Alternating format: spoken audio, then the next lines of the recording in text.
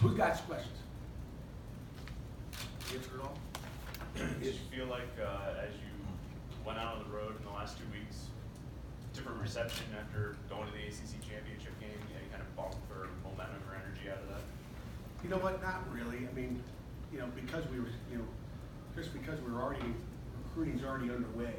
I think maybe that ACC championship may help us in the 2020 class more than it's going to help you in the 19. I mean, you can count them. I mean, I don't know how many commitments we've had after that game, but maybe one. I mean, I don't even know, so I can't tell you that game or being in that game has helped this class, but I think it helps for the future of what we can do here in Pittsburgh as a football team. I think people, open their eyes to it, but I think it maybe will play a bigger factor in 2020 because most of our guys already believe that we can win a championship. They already committed to us long ago and hung in there. And really, to me, that 2019 class was part of this championship class. You said that Neville and maybe Wayne will be in here in the spring. Anybody else? Yes, good question, Gary. Davis will be here for sure. Liam Dick will be here for sure.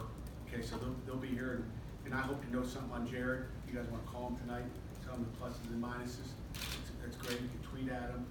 I don't have his Twitter on me, but I'm sure you do. But I don't know what Jared's going to do, but I'm happy. I mean, he originally back in the summer when he committed said I'm coming mid-year, and then halfway through the year, he said, Coach, I hope you're not mad at me.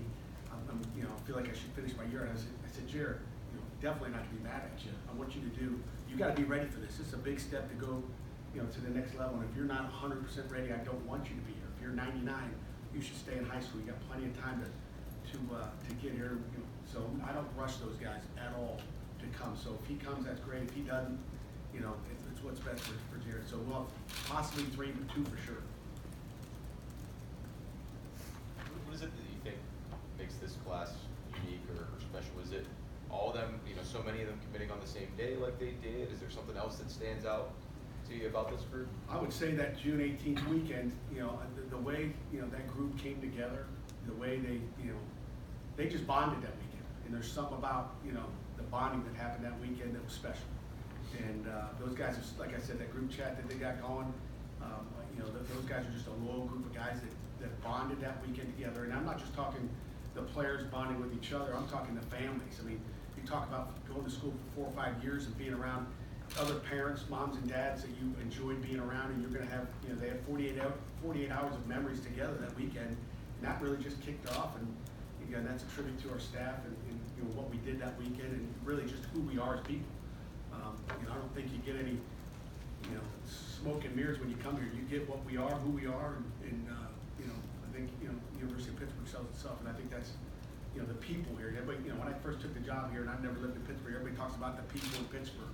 And that's what we've grown into is it's all about the people. From Heather Light when she comes and talks on Friday night, to Mark Harding, to all our coaches and everybody that's involved through the weekends.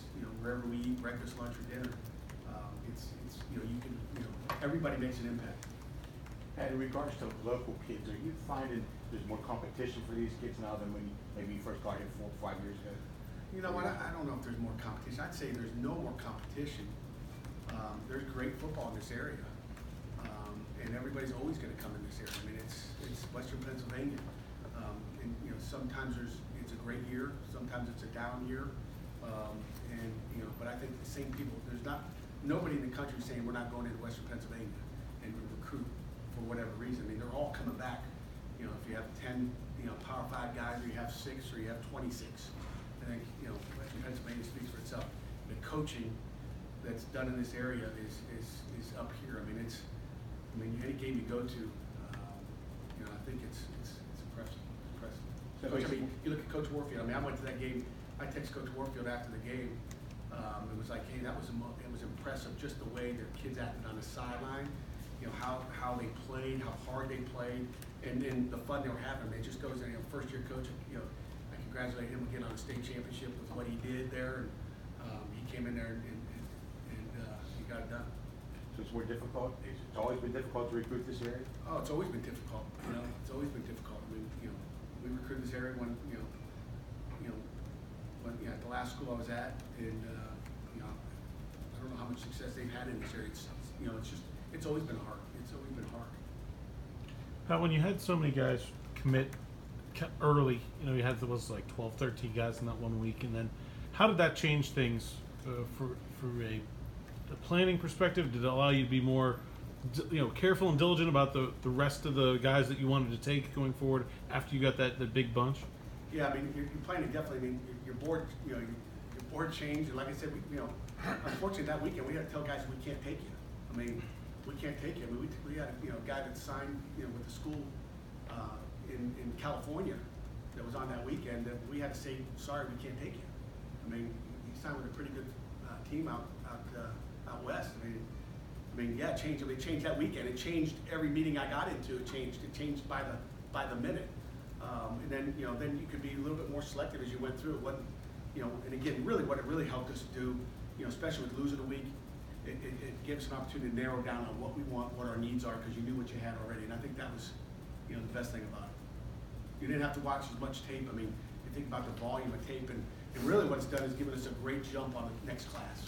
And I think, when you think January's coming around, I mean, we'll be out heavily recruiting that 2020 class, and that's the advantage of, having this early signing period. Is now really, January becomes spring recruiting. Okay, I don't know what May becomes. When we get to spring recruiting, I don't even know what that becomes. But it's almost like the NCAA's got to change the whole calendar a little bit, I think. Year 2 of this early signing period, have you changed at all, or has your opinion evolved on how you sort of handle a guy that is committed to you guys, or did commit to you guys, but did not end up signing today for whatever reason? What was the beginning part of the question? Has your mind changed, or has your opinion sort of evolved on how you deal with those kind of situations? A guy that hasn't technically decommitted, I guess, but didn't sign today for whatever reason. No, I mean, these young men got a lot of people in their ears. Okay, and I still feel really good, and we're good either way. We're going to survive either way. But no, my opinion hasn't changed at all. I mean, I love the early signing. I love the ability to bring guys in June. And you're not going to get them all. And I think every year it gets harder and harder to hold on to everybody, because there's so many trainers, coaches, parents, grandma, grandpa, aunt, uncle that are telling them different things. And I'm not going to talk about anybody that is not with us, but you have to have patience, and everybody's different, and you got to understand their differences. And some people want to enjoy the process, some people are truly confused. I've got a nephew that was going to sign somewhere today, and I haven't actually even had a chance to text him to find out where he went. But I was getting phone calls, trying to help out with that situation. So, and he had some good choices, and there was an issue as far as where he was supposed to sign, and what he wanted to do, and how it was crazy. So there's a lot of things that go on in these kids' lives that sometimes we don't all understand. But we got to be patient, and I respect these kids for what they do and the choices they have to make. It's not easy. Pat, do you have an idea of? You don't recruit stars based on their star rankings, I'm guessing you meant. But when you see the top 25 programs tend to get a lot of the top 25 recruiting classes, how much does the performance this season, and even especially the ACC championship game, make you realize the difference of what type of players you need to get to the next level in terms of winning the championship? Yeah, you can always use better players, bigger players, but I think when you look at the tape, you evaluate where you are. You don't have to get all those 5 stars to do that. We've done it before. I mean, you look at Clemson; it's a good football team. We beat them one other time, and again, they are here. Okay, they're the measuring stick, I think, of the ACC right now, and maybe the country if they win another national championship. So they're elite. They're in an elite area of football down south, and it's a little different ballgame. It doesn't mean we can't beat them in the ACC championship. We'll do it with our guys. We'll do it with character, and we'll find a way to get it done. But we're going to still recruit the guys we're capable of recruiting. We're not going to whine if we don't get a 5-star. I mean, there's a lot of 5 stars that we love. There's a lot of 5 stars we don't love, and we're like, see you later. Not good enough. And there's a lot of things you don't like about it. And I like those hungry guys. And I'm not saying we're going to turn down 4- and 5-star players, because that's not what we do. We don't even look at it. We're looking at the best football players that fit our system and fit who we are, that can fit our football team. I think that's the important thing.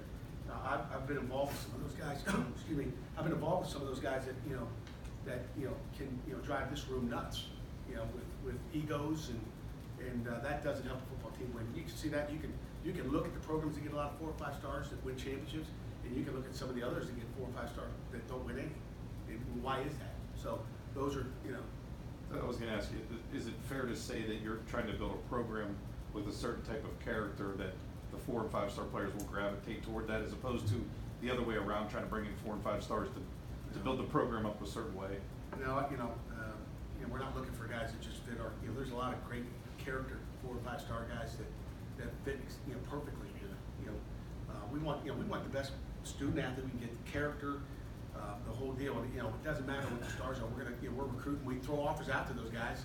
They got to get on campus. And if we can get them on campus, we got a chance to get them. If we can't get them on campus, we're not going to have an opportunity to get that guy. Winning the Coastal and getting the ACC final helps that cause? Do you feel that way? It'll certainly help that cause. I think we talked about that earlier. That I think maybe it didn't help us in 19, but I think it'll help us in 20 and go forward for sure. Pat, do you A couple more questions? have an idea of how many guys you're still looking at for the next signing period, or what positions that you still feel like you have a need at? I'm going to have no comment on that. We'll just, no, not really. Again, it's always fluid, I think. You see how, the transfer thing happens. We're just going to keep moving. I don't know. Will there be transfers this year? I don't know. Pat, in terms of the reception, you said it's gonna help you in 2020. What has it been like to? We think it will. What has it been like to go into homes or to start recruiting kids that are in the sophomore and junior classes, saying, hey, we're the ACC close to the bid? How much have you seen a reception to that already, just in the early stages? Well, we can't go in any of the, those sophomores or juniors' houses, and we can't even talk to them when we go to school. So that's what, we can't do that. But it's just that image of playing in that game, and there was only 12 teams really playing on that day. So we've had limited contact with those guys. We know who they are. We walk in their high schools. You may watch them in spring ball. You may watch them in, in their practices in the playoffs. You may watch them play basketball. You may watch them wrestle, but we have no contact with them.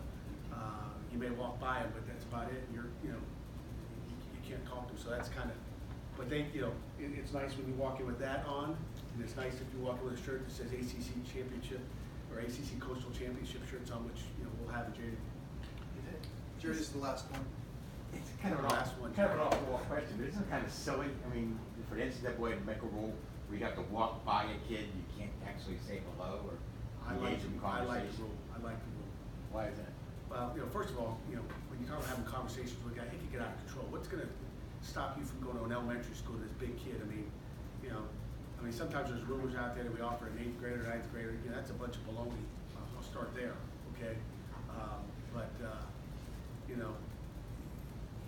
We don't need it. Those kids need to live their life. They don't need that early contact. I wish the thing would slow down. I told you I like to slow it down, and I think too many coaches nowadays make too many mistakes offering guys early. And that's why I like what we do. We try to slow the process down. If we don't get that 5-star guy because we're not sure or we didn't see him in camp, I'm good with that. I'd rather be sure with who we get than be taking these swings at guys that aren't good enough, in our opinion. Our evaluation, everybody's got a different evaluation. Everybody's got different motives as far as why they offer a kid, why they get offered, why does a guy get offered to go to the NFL Combine, and really doesn't play much of his senior year? Why is that? Or his junior year? Why is that? They got different, things that they have to get done, and so I have no regrets in, I don't want to have conversations. We don't have time for that either. If our coaches were going out, talking to juniors, they're not getting to as many schools and seeing as many high school coaches as they can. And we want to contact as many different schools as we can. And if I spend an hour and a half over here talking to that guy, it's mass chaos in the spring. If there's a good player in the spring, let's just say this May, looking at the 2020 class, if there's a 4-star here in the city of Pittsburgh, or this player that everybody in the country's offered, can you imagine what that guy would get done academically that day in that 4 or 5 week period? He wouldn't get anything done. There'll be a school. He might as well not go to class. And I just don't think there's a need for it. I just think it's way too early. And they still got time. They still have room for development. That's my old school opinion. Coach, thank you very much. All right, guys.